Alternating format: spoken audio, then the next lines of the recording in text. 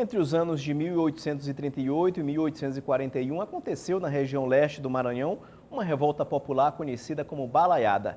A maior parte dos acontecimentos foi na cidade de Caxias, que há mais de 10 anos mantém um acervo sobre o movimento que reuniu milhares de pessoas que exigiam melhores condições de vida. Nessa reportagem, eu e o repórter cinematográfico Magno Parker fomos conhecer detalhes dessa história do Brasil que aconteceu no Maranhão. Acompanhe.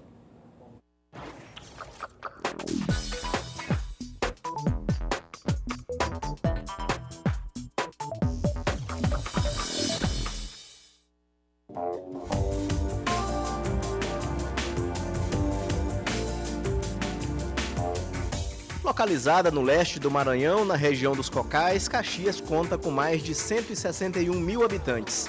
Situada às margens da BR-316 e também cortada pelo rio Itapecuru, o município se desenvolveu nos últimos anos e oferece à população todos os serviços públicos e privados de uma cidade de grande porte do estado.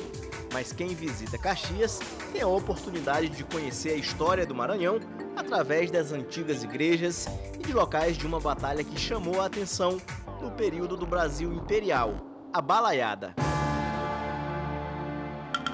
Durante a maior parte do período regencial, várias revoltas foram registradas em todo o país, como a cabanagem no Pará, a Guerra dos Farrapos no Rio Grande do Sul e a Sabinada na Bahia. As revoltas demonstravam a insatisfação do povo com a política e também pelas precárias condições de vida da população pobre dessas regiões do país. No Maranhão, a Balaiada chegou a reunir mais de 3 mil pessoas. Eram escravos e trabalhadores pobres que estavam revoltados com a forma como os fazendeiros da região utilizavam a força e a violência para conquistar os objetivos econômicos. Em homenagem à revolta maranhense, que ficou conhecida em todo o país, Caxias conta há 12 anos com o Memorial da Balaiada. No ano passado, mais de 17 mil pessoas passaram aqui pelo Memorial da Balaiada. A maioria quer entender como o acervo do museu foi utilizado em uma das batalhas mais sangrentas do Brasil no período do Império. São 350 peças catalogadas e que foram encontradas na cidade de Caxias após escavações arqueológicas. São utensílios domésticos feitos de ferro e que garantiram a alimentação dos revoltados. Armas de fogo, espadas, projéteis, balas de canhão e acessórios utilizados pelos soldados durante a guerra.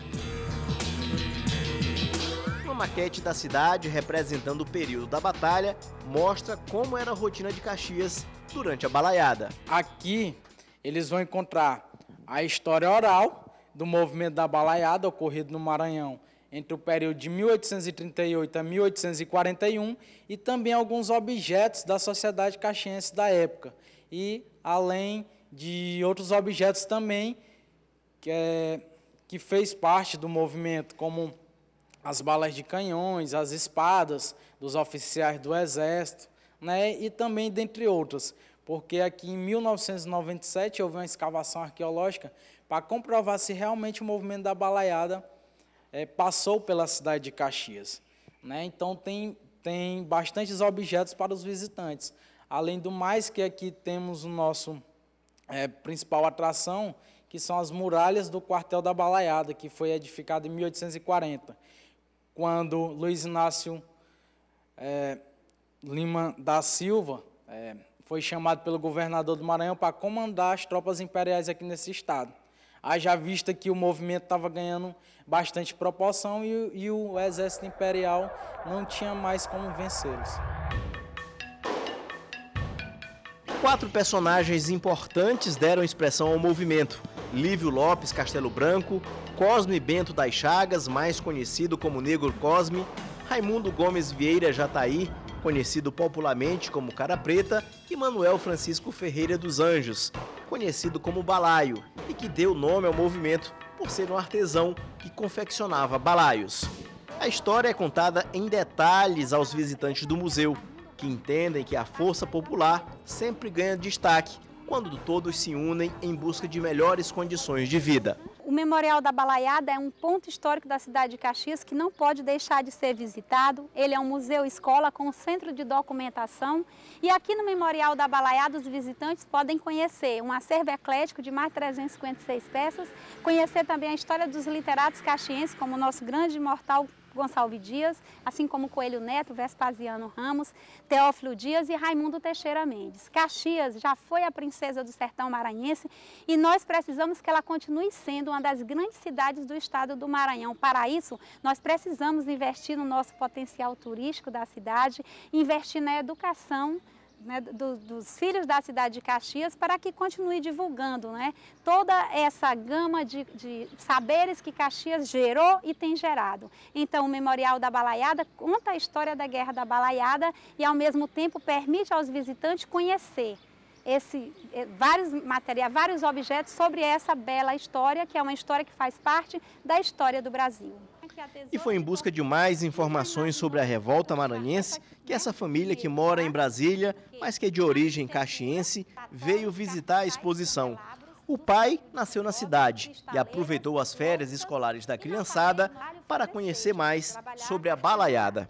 Uma história bacana, né, dos balaios, que teve uma grande guerra aqui. Na verdade, eu não conhecia tanto agora como eu conheci, né, igual a professora ali nos ensinou.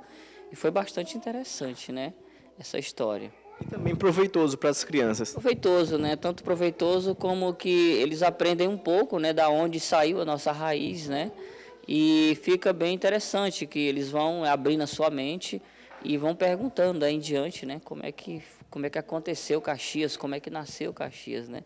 A família fica atenta a cada detalhe da história contada pela diretora do museu. Glaucinete Oliveira é cearense, mas mora em Brasília e aprovou a oportunidade das férias da família para conhecer um pouco mais sobre a história do Maranhão. Eu já tinha curiosidade de vir aqui, trazer os meninos para conhecer, porque quando eu estudava, eu estudei sobre a balaiada, só que estar aqui dentro é completamente diferente, assim, surreal. Estar aqui e passar para eles sobre esse acontecimento, né, que teve no século XIX. É muito bom mesmo. Eu saio daqui, volto para a minha terra, volto para Brasília, satisfeita. Porque eu disse, eu não vou voltar para casa sem antes ir na balaiada. Mas e a criançada? O que achou de mais interessante nessa curta viagem pela história da balaiada? E as espadas. E por quê? Eu achei muito interessante mesmo. 176 anos depois do início da balaiada, essas ruínas do quartel do Exército ainda permanecem de pé. O local, aqui no Morro do Alecrim, em Caxias, foi escolhido estrategicamente por estar na parte mais alta da cidade, a mais de 140 metros de altura. A construção do quartel da Balaiada foi se pensado aqui no Morro do Alecrim por ser o ponto mais alto da nossa cidade, chegando a 145 metros de altura. Se não houvesse essas construções hoje aqui ao redor do Memorial da Balaiada, nós teríamos a visão de toda a nossa cidade. Então, eles pensaram isso numa estratégia militar de ter vantagem sobre os balaios. E a estratégia dos militares ajudou a vencer a revolta dos balaios, que começou em 1838 e terminou com a rendição e morte dos principais líderes em 1841. Mais de 12 mil sertanejos, escravos e militares morreram na guerra. Parte dos revoltosos foi anistiada pelo imperador Dom Pedro II. E por conta da vitória sobre o movimento, o coronel Luiz Alves de Lima e Silva foi condecorado como Barão de Caxias.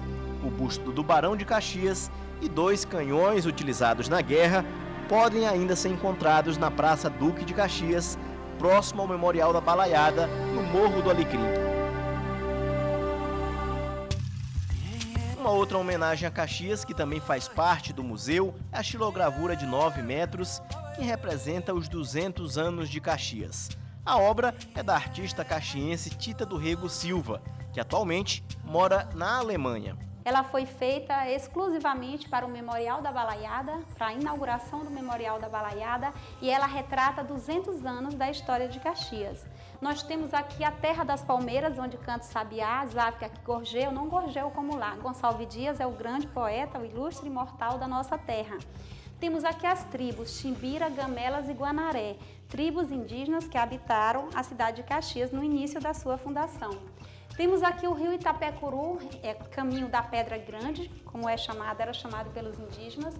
Temos a lenda da sereia Prisilina do bairro Cangalheiro, uma sereia encantada com cabelos de ouro. Dizem que um certo jovem tentou tirar esses fios de cabelo, conseguiu tirar 3 fios. Ao levar para casa, ele foi pressionado pela sua mãe para contar onde tinha encontrado. Mas antes, ele foi avisado, se ele contasse algo de muito ruim, poderia acontecer.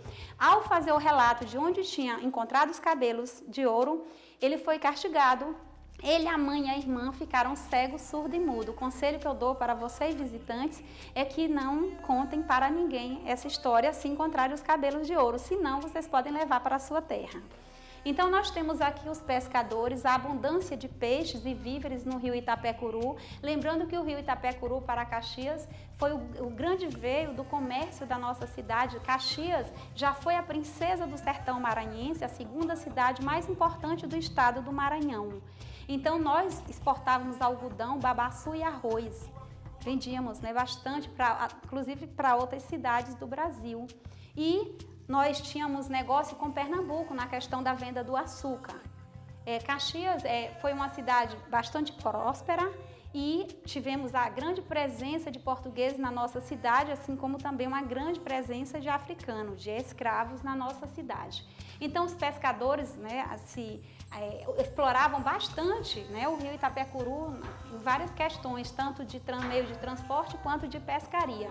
Temos aqui a igreja Nossa Senhora de Nazaré na Trezidela, uma das igrejas mais antigas da cidade. Esta primeira igreja, ela caiu, foi construída uma outra e por isso ela não é a igreja mais antiga hoje. Hoje nós temos a igreja Nossa Senhora do Rosário dos Pretos no centro da cidade.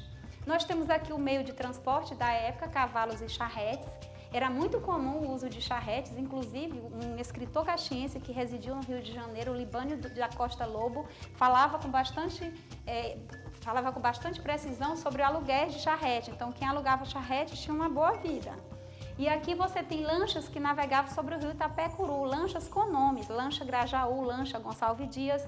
Temos também um enterro feito em rede. E aqui há uma curiosidade que distingue Caxias das demais cidades do Maranhão e de outros estados do Brasil. Por quê? O defunto na nossa cidade era espancado de cacete até chegar no cemitério. E por que esse ritual acontecia? Para que ele se desapegasse dos bens materiais, para que ele se arrependesse dos pecados e não aparecesse no sonho dos viventes. Então, nós temos aqui um momento de confecção de balaios, porque nós sabemos que na balaiada um dos símbolos é o balaio, né? Então, um dos líderes da balaiada de maior destaque foi Manuel Francisco Ferreira dos Anjos. Claro, depois tivemos outro, como Cosme Bento das Chagas, o Negro Cosme, o Cara Preto, o Raimundo Gomes Vieira Jataí e o piauiense Lívio Lopes Castelo Branco.